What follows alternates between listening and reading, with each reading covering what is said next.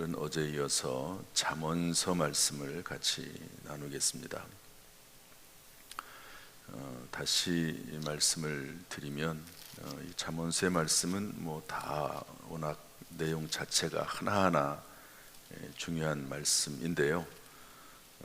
이 잠언서의 말씀을 왜 주셨는가, 또 그 안에서 왜 이렇게 지혜와 명철을 강조했는가 하는 것이 중요합니다.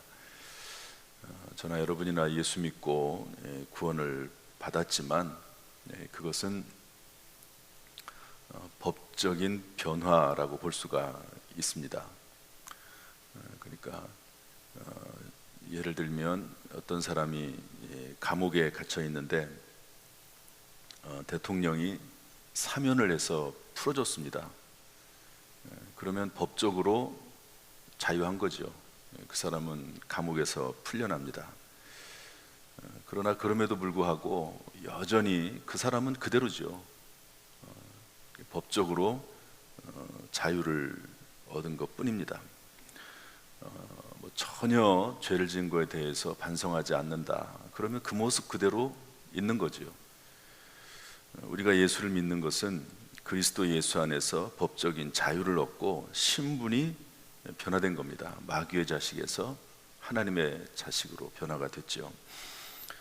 그래서 그 이후에는 조금씩 우리가 변화가 돼야 되고, 또 웨슬레 같은 분의 그 신학적인 견해에 의하면 점진적으로 이렇게 변화가 될 뿐만 아니라 순간적으로 변화가 되는 순간적 성화가 있다.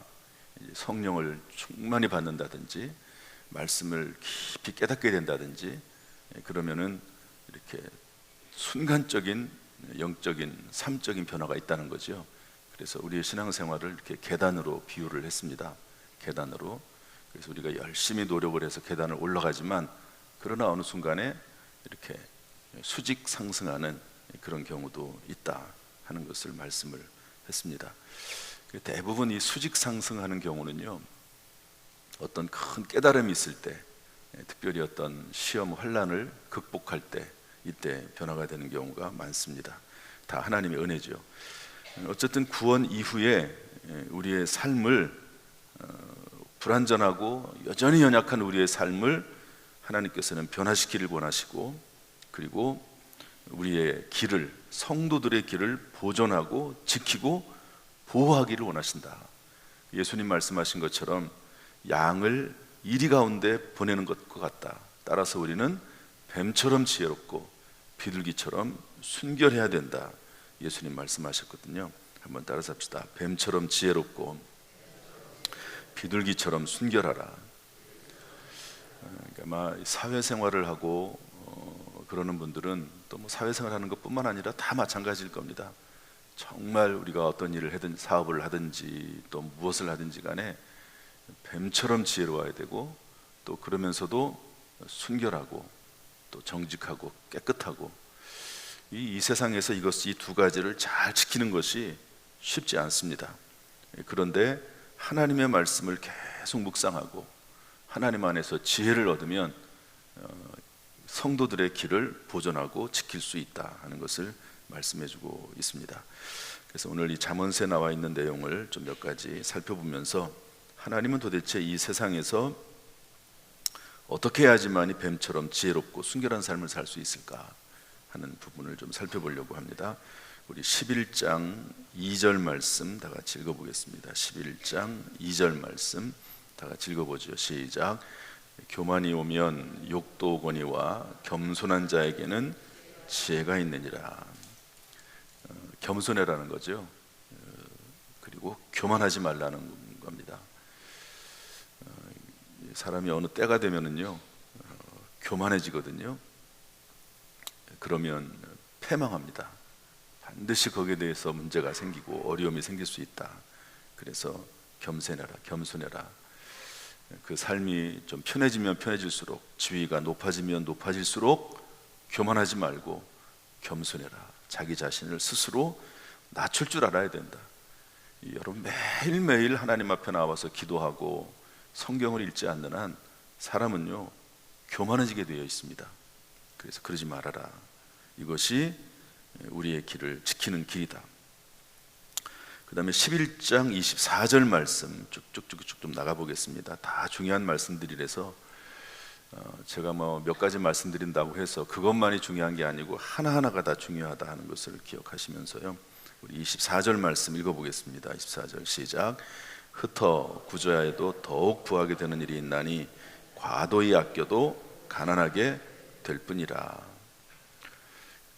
재물에 대한 부분인데, 막 아끼고 아낀다고 해서 그것이 물론 절약은 필요하지만 아낀다고 해서 재물이 늘어나는 건 아니다 하는 그런 내용입니다.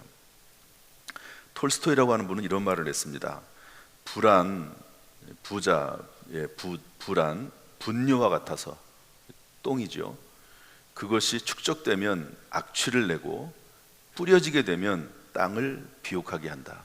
옛날 농경사회에 오래된 이야기니까 이렇게 비유를 한 것 같아요. 이 톨스토이는 워낙 유명한 분이죠. 그래서 축적되면 될수록 그것을 선하게 사용하지 못하면 악취를 낼 뿐이다, 이렇게 말씀을 했습니다. 그래서 하늘에 선한 일을 해야 되고 하늘에 쌓아두라고 말씀을 해주고 있는 것이죠. 우리 11장 31절 말씀 읽어보겠습니다. 11장 31절 시작. 보라, 의인이라도 이 세상에서 보응을 받겠거든 하물며 악인과 죄인이리요. 그 의인도 실수가 있고 허물이 있습니다. 그런데 회개하지 않고 그것이 도를 넘어서고 그러면은요, 하나님의 심판이 이 세상에서 받는다는 겁니다.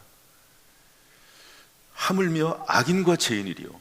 악한 자가 보응을 안 받는다, 그런 일은 없다는 거예요.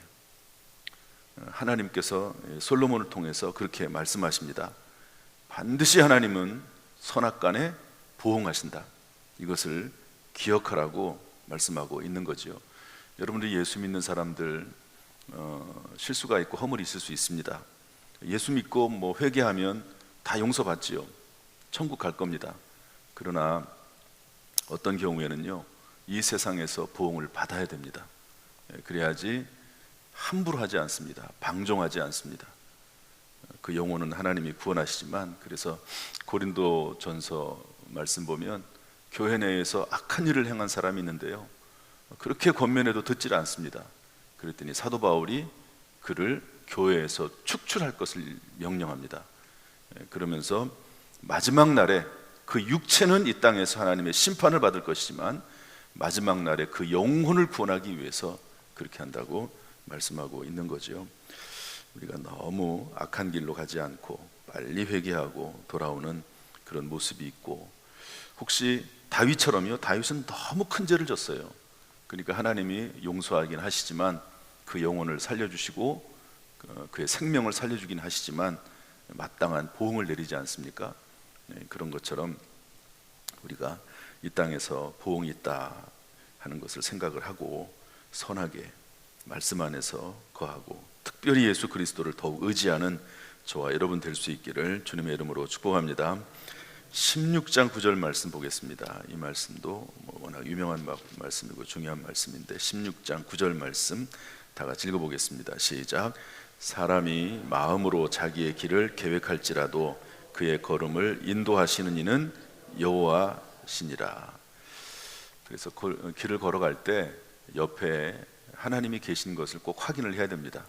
그래서 어떤 유명한 목사님 또 부흥사는요, 그 손을 잡고 다녔대요. 항상 이렇게 손을 잡고 하나님이 옆에 계시다 하는 것을 스스로 느낄 수 있도록 그러고 다녔다는 거죠.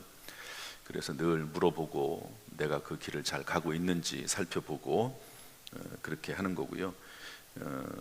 어쨌든 사람이 늘 계획합니다. 저도 계획을 많이 세우죠. 저는 이제 기도하면서 항상 종이가 있습니다. 종이가 이제 여기도 종이가 있고 항상 종이를 갖다 놔요. 그러면 이제 그때 생각나는 것들을 다 기록을 합니다. 계획이지요. 대부분은 계획들입니다. 또 대부분은 전혀 생각하지 못했던 일들이 그 순간에 떠오릅니다. 그럼 다 기록을 해놔요. 그러나 모든 반짝이는 것 다 반짝인다고 해서 금은 아니거든요. 그러니까 그런 것들을 수시로 말씀 안에서 점검하면서 순간순간 살아가려고 애를 쓰죠. 그럼에도 불구하고 잘못 판단할 때가 있습니다. 그래서 늘 주님과 동행하는 삶을 살 것을 성경은 말씀하고 있고요. 그 다음에 17장 3절 말씀 읽어보겠습니다. 17장 3절 말씀 다 같이 읽어보죠. 시작. 도가니는 은을, 풀무는 금을 연단하거니와 여호와는 마음을 연단하시느니라. 하나님께서 보시는 것은 마음입니다. 그래서 그 마음을 하나님이 연단하세요. 마음을. 그래서 하나님께서 여호수아에게 뭐라고 말씀하시죠? 강하고 담대하라. 마음을 강하게 하고 담대하라. 두려워하지 말라. 놀라지 말라. 내가 너와 함께 하겠다. 사람의 마음을 잘 다스리지 못하면요, 그 사람은 일어설 수 있는 길이 없습니다. 그런데 이 말씀이 27장 21절에 가서 그대로 나와 있습니다. 그런데 조금 달라요. 마음을 연단한다 이렇게 되어 있는데 27장 21절에는 도가니로 은을, 풀무로 금을 이렇게 되어 있는데 칭찬으로 사람을 연단하느니라 이렇게 되어 있습니다. 사람의 마음을 연단하시는데 무엇으로 연단하신다고요?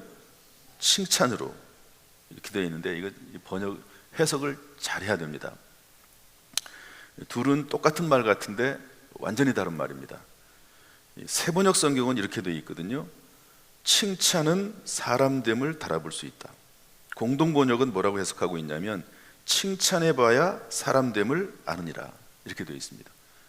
칭찬하면 그 사람이 연단을 받는가 보나, 그게 아니고 27장의 말씀은 칭찬해보면 그 사람이 어떤 사람인지 알 수 있다는 거죠. 그래서 여러분 다른 사람을 칭찬하면요, 그 칭찬을 그냥 자기의 것으로 다 받아들이는 사람이 있습니다. 자기가 잘해서 그렇게 된 것처럼. 그런데 겸손한 사람은요, 자기의 노력으로 그 모든 것이 이루어지지 않았다는 것을 압니다. 그래서 교만하지 않고요, 그 자기에게 주어지는 칭찬을 자기 것으로 돌리지 않고 하나님에게 돌리고, 자기를 도와줬던 사람, 다른 사람들에게도 돌리고, 그럴 줄 아는 거죠. 칭찬해 보면 그 사람을 알 수 있다. 대표적으로 신약 성경에 헤로당 같은 사람입니다. 백성들이 헤로당을 칭찬하지요. 연설을 하는데 신의 목소리다 이렇게 막 칭찬을 하지 않습니까? 그런데 하나님 앞에 영광을 돌리지 않으므로 충이 먹어 죽으니라 그렇게 되어 있습니다. 그러니까 칭찬해 보면 아는 거예요. 칭찬해 보면. 그래서 칭찬은 사람됨을 달아볼 수 있다. 칭찬하면 막 그냥, 사람이 칭찬하면 얼마나 좋습니까? 그냥 주체하지 못하는 그런 사람들도 있거든요. 너무너무 좋아가지고. 그런데 신중한 사람, 또 그리고 진짜로 이 일이 어떻게 해서 이루어지는지를 아는 사람은 그렇게 그 모든 칭찬을 자기 것으로 다 받아들이지 않습니다. 여러분, 모든 것은 하나님께서 계획하시고 하나님께서 인도하시거든요. 하나님이 도와주지 아니하시면 될 수가 없습니다.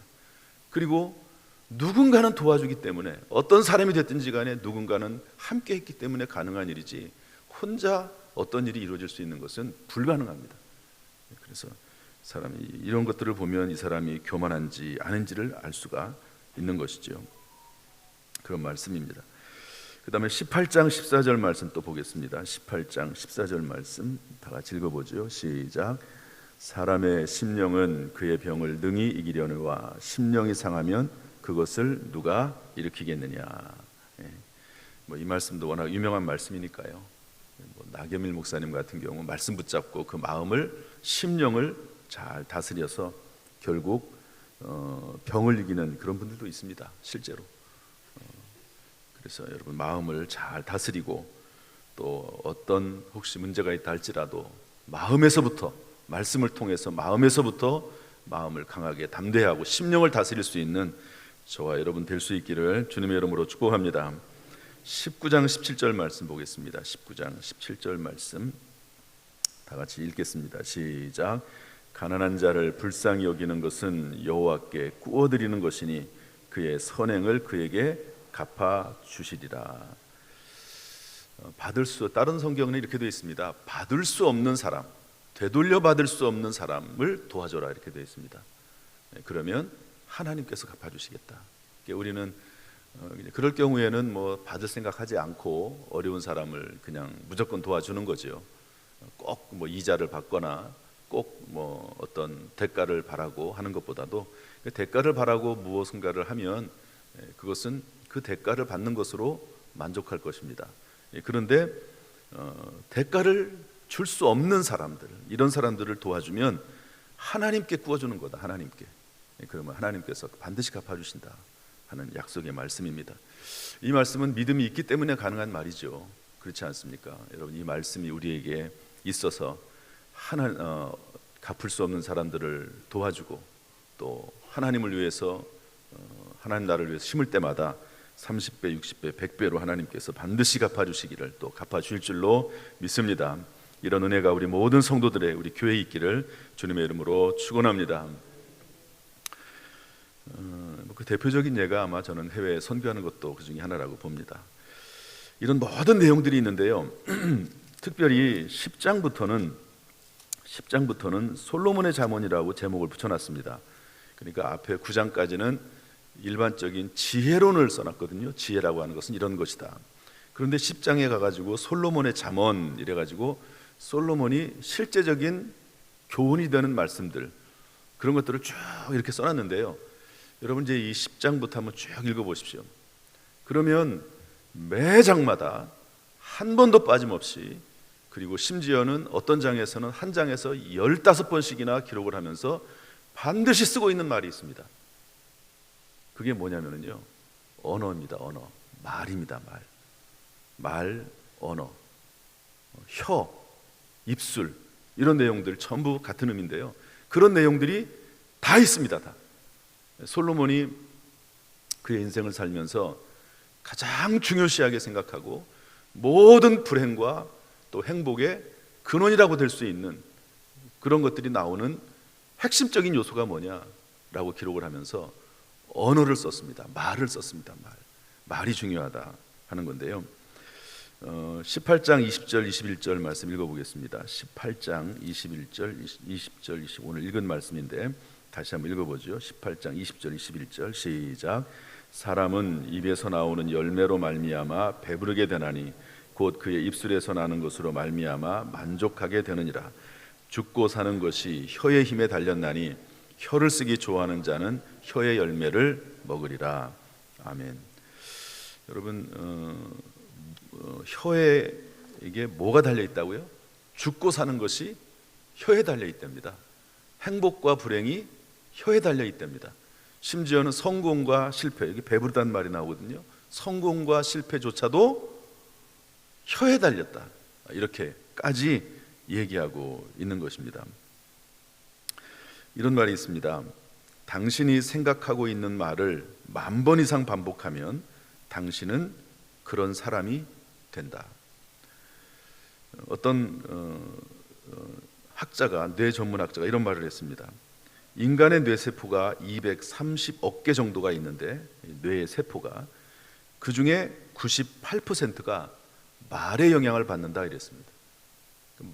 내가 말을 할 때, 어떤 말을 할 때 그 말이 내 귀로 들어가고 내 마음으로 들어가고 내 뇌에도 새겨진다.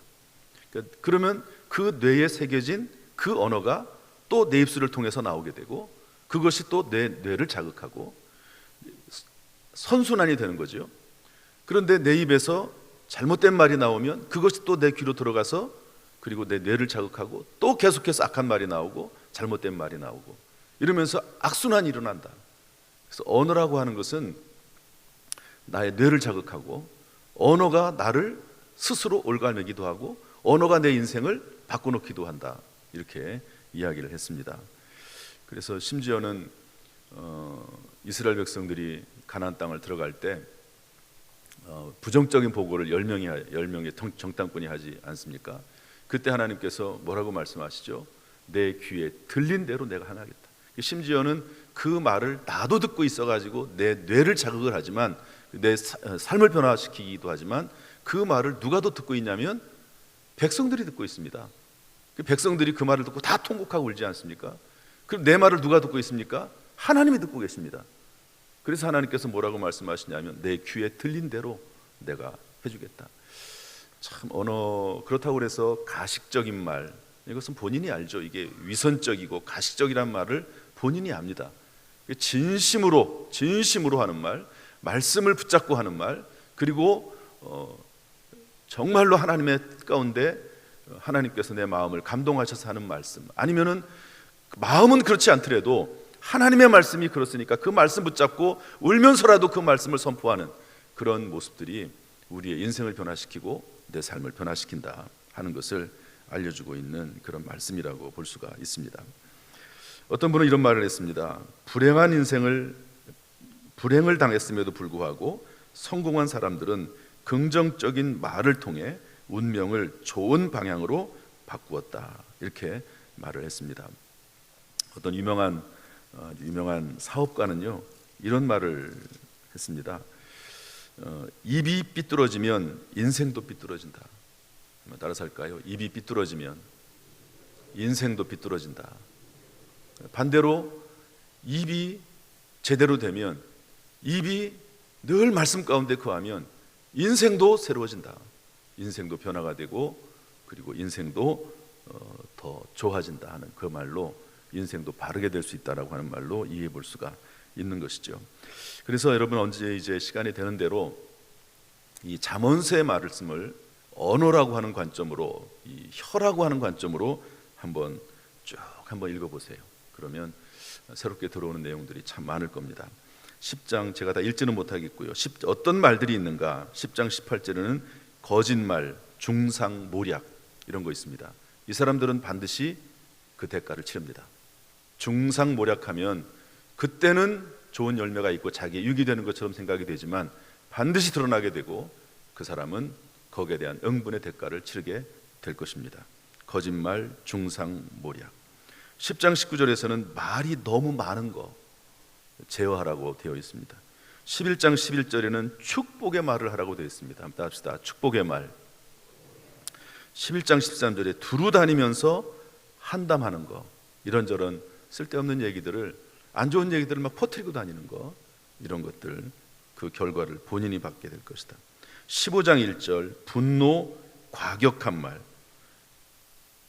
이런 말들이 있다는 거죠. 15장 28절 깊이 생각한 말이 있습니다.